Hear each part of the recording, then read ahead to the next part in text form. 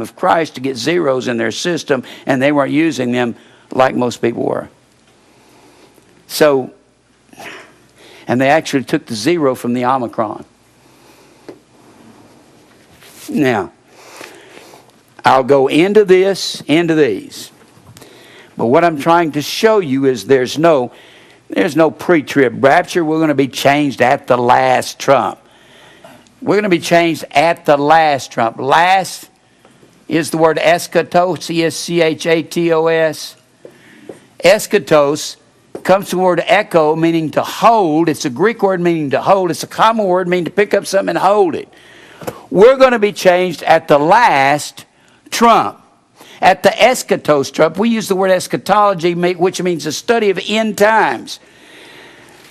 Echo means to hold. You've got 7 trumpets sounding in Revelation 8, 9, and 10. And in 10 and 7, when the 7th trumpet sounds, the mystery of God is finished, and Christ puts one foot on the land, the other on the sea, and says time is no more. You can forget that pre-trib rapture. That's not true. And after the tribulation of those days, in Matthew 24, 29, after the tribulation, the Lord shall send his angels with the great sound of a trumpet. The last one hadn't sounded yet. Has it? There's no pre-trib rapture. And you do away with 1,000 years because of 2 verses in the Bible. 3 verses, actually.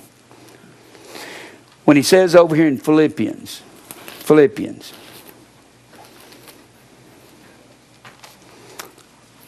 How much time do I have? 22. Philippians 3:21. Speaking of Jesus Christ, who shall change our vile body, that it may be fashioned like unto his glorious body. He's going to change our vile body to be fashioned like unto his body and give us new bodies according to the working. He's going to change bodies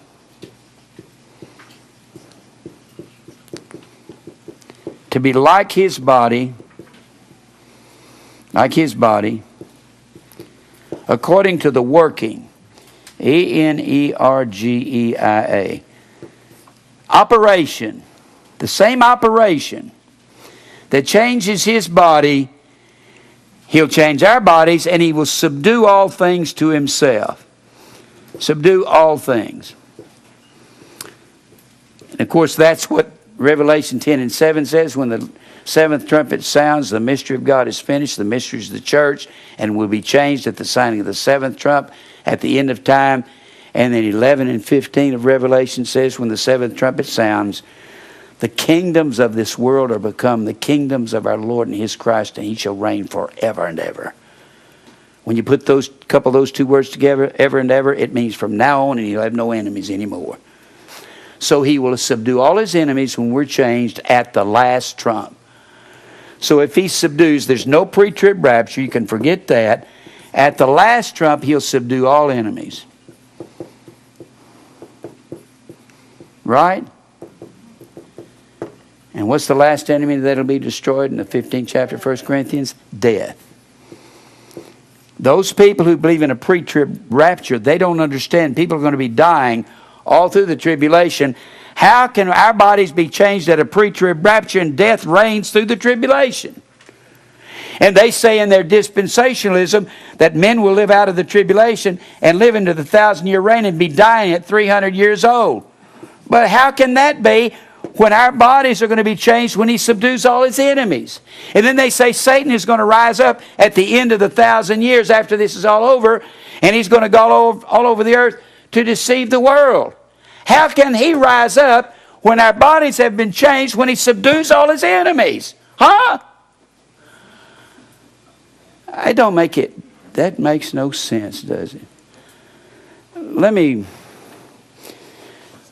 Paul said, I came to call the Gentiles from darkness to light. Let me give you a little bit on, I'll get back to, there's chapters. All through the book of Isaiah, Isaiah is saying the Gentiles are coming to the light. He is the Old Testament Paul. Paul is the New Testament Isaiah. Isaiah says that over and over and over. And there's several chapters in Isaiah men try to use to prove a millennium. Isaiah the 2nd chapter, which we went over last week. Isaiah the 11th chapter, we're going to go over this one again. I went through this some few years ago. We're going to go through this one again. That's not about a millennium. In Isaiah the 65th chapter, these right here, the dispensations, let me put dispensation up on the board again. Dispensation, O-I-K-O-N-O-M-I-A.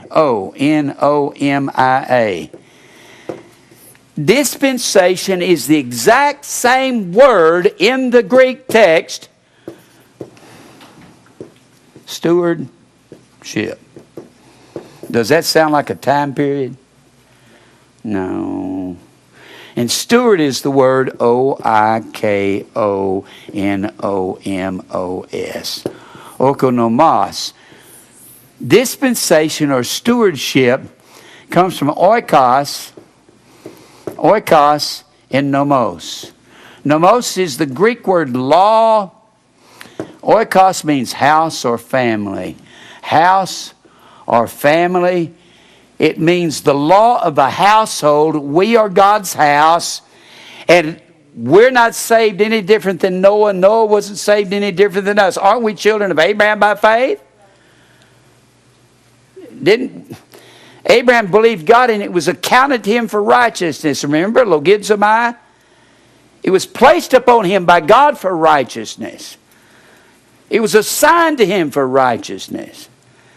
It was imputed to him for righteousness. I'm going to show you how that's not what these... We went through chapter 65. We went through the first part of chapter 2 of Isaiah. I'm going to go back to Isaiah 11, but let me go over here. Let's go over here. Well, let me just give you the one verse. I give you this verse in Acts. Let me give you the verse over in Isaiah, the 42nd chapter, just to show, keep this so if somebody hears this for the first time, they'll see this. I love to tie the verse in Acts 26 where Paul says, I've come to bring the Gentiles, bring them out of darkness to light, that they'll receive forgiveness of sin, so they'll be pardoned and released from prison or from darkness. Paul says, you were darkness, but now are you light. He says, you were prisoners in darkness, but didn't he tell the Ephesians in Ephesians 3:1, I'm a prisoner of Jesus Christ now. He's delivered us from one prison to the other. We can't get out of the prison of Jesus. That's the prison of light.